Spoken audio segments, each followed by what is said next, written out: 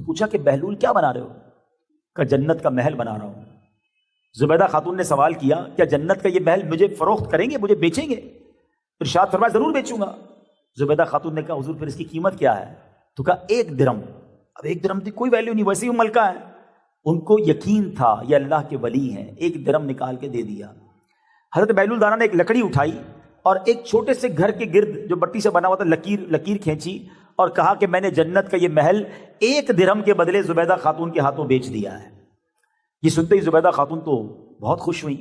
اب گھر آ گئیں، رات آپ لیٹ گئیں اور ابھی تہجد وغیرہ پڑھنے کے بعد جیسے ہی لیٹی تھی عبادت کرنے کے بعد تو آپ کے شوہر آ گئے اور آپ کو جگایا اور کہا کہ بڑا عجیب معاملہ ہوا آج میرے ساتھ۔ کہا کیا معاملہ ہوا؟ کہا جب میں آج نماز تہجد ادا کرنے کے بعد لیٹا ہوں تو مجھے خواب میں نے دیکھا کہ میں جنت کے باغات کی سیر کر رہا ہوں۔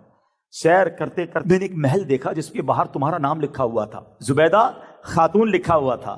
تو ہارون رشید کہتے ہیں میں اندر جانے لگا، مجھے روک دیا گیا۔ کہا یہ میری زوجہ ہی ہے۔ کہا نہیں، یہ محل ان کا ہے، تم نہیں جا سکتے۔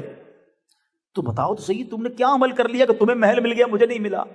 کہ مجھے تو یہ نہیں پتا، آج میں گزر رہی تھی، وہ زمانے کے ولی حضرت بہلول دانا کچھ مٹی سے بنا رہے تھے، میں نے پوچھا کیا بنا رہے ہو؟ انہوں نے کہا جنت کا گھر بنا رہا ہوں۔ کہا کتنے کا دیں گے؟ کہا 1 درہم کا۔ میں نے 1 درہم دے دیا اور انہوں نے کہا میں نے اللہ کی رضا کے لیے تمہیں یہ بیچ دیا۔ اللہ اکبر۔ ہارون رشید نے کہا چلو ابھی چلتے ہیں، مجھے بھی گھر چاہیے۔ اب اپنی سواری نکالی بادشاہ نے، ڈھونڈتے ڈھونڈتے بہلول دانا کے پاس پہنچے، پھر مٹی کے گھر بن رہے ہیں۔ حضرت ہارون رشید کو تسلی ہوئی کہ آج بھی وہی کام ہو رہا ہے، آج بھی کرم ہو جائے گا۔ قریب جاتے ہیں، کہتے ہیں اے بہلول کیا کر رہے ہو؟